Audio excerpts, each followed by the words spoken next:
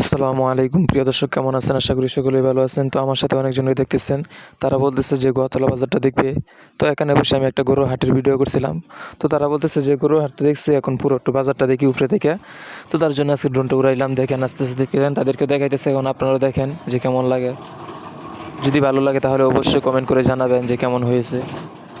তো ড্রোনটা দেখেন আস্তে আস্তে আমি উপরের দিকে নিতেছি এবং সব দিক থেকে ঘুরাবো এবং দেখাবো আপনাদেরকে।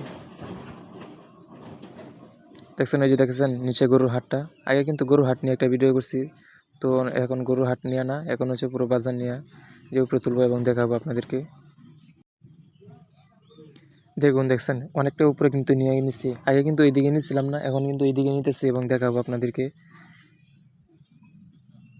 দেখছেন ওই যে নিচে কিন্তু গরুর হাট, আর ওইটা হচ্ছে আমাদের বাজার। বাম সাইডে দেখতেছেন এটা স্কুল। এটা হচ্ছে বাজারের মধ্য জায়গাটা, যেটা আছে আমাদের বাজার, এটাই মধ্য জায়গা। আমাদের বাজার হচ্ছে ময়মনসিংহ দুবরা জেলার গোয়াতলা ইউনিয়ন। দেখছেন এটা কিন্তু গোয়াতলাই। এই যেটা হচ্ছে স্কুল। দেখছেন স্কুলটা কিন্তু অনেক বড়, বিশাল বড় একটা জায়গা নিয়ে। তো স্কুলের সাথে দিয়ে একটা রাস্তা গেছে, এই রাস্তা থেকে শুরু হয়েছে আমাদের বাজার। এগুলো হচ্ছে আমাদের বাজার এবং এগুলো হচ্ছে, এটা হচ্ছে স্কুল। আর এই যে নিচে যে বসে রয়েছে এটা হচ্ছে একটা মাদ্রাসা।